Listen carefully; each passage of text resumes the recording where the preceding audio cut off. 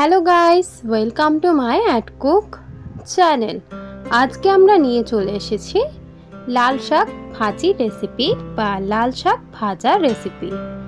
এই রেসিপিটা খুবই সহজ অ্যান্ড সিম্পল একটা রেসিপি, যা বাড়িতে যখন হোক লাল শাক বাজার থেকে কিনে এনে বানিয়ে নিতে পারেন।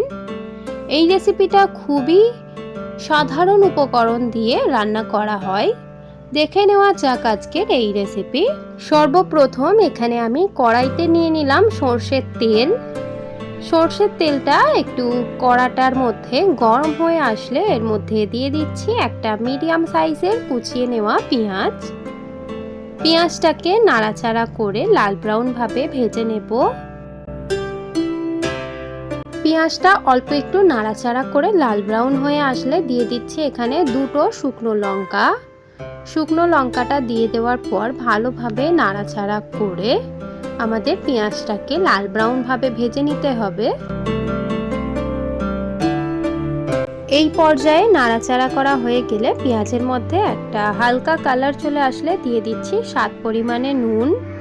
যেহেতু এটা শাক রান্না তাই নুনটার পরিমাণ কম করে দেবেন। তারপর দিয়ে দিচ্ছি হাফ চা চামচ হলুদ গুঁড়ো, দিয়ে দিচ্ছি 1 চিমটি লঙ্কা এবং এখানে দিয়ে দিচ্ছি জিরে গুঁড়ো 1 চা চামচ, দিয়ে দিচ্ছি এখানে রসুন থিতো করে নেওয়া। এখানে আমি প্রায় 1 চা চামচই রসুন থিতো করে নেওয়া দিলাম।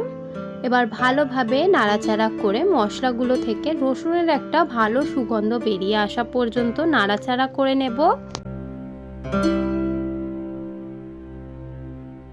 দেখুন প্রায় এখানে 2 থেকে 3 মিনিট অনবরত নাড়াচাড়া করার পর রসুনের একটা সুগন্ধ বেরিয়ে এসেছে।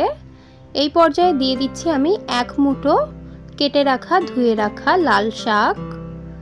ভালোভাবে মশলার সঙ্গে লাল শাকটাকে নাড়াচাড়া করে নেব যাতে মশলাটা নিচের মধ্যে পুড়ে না ধরে। অল্প একটু লাল শাকটা দেওয়ার কারণ মশলার সঙ্গে ভালোভাবে মিক্স করে নেওয়া হয়ে গেলে আবারও বেশি করে লাল শাকটা দিয়ে নাড়াচাড়া করলে মশলাটা পুড়ে ধরার সম্ভাবনা থাকে না। পুরো এখানে আমি শাকটা দিয়ে দিলাম কড়াইয়ের মধ্যে। এবার ভালোভাবে নাড়াচাড়া করে অনবরত ভেজে নিতে হবে।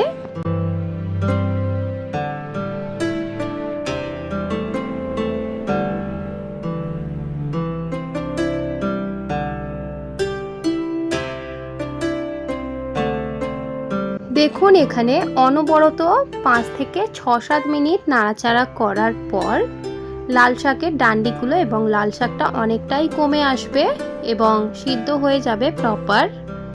এখানে দেখুন অনবরত নাড়াচাড়া করার পর লাল শাকটা এরকম টেক্সচার এসেছে। এই পর্যায়ে আমাদের লাল শাক ভাজি পুরোপুরি রেডি।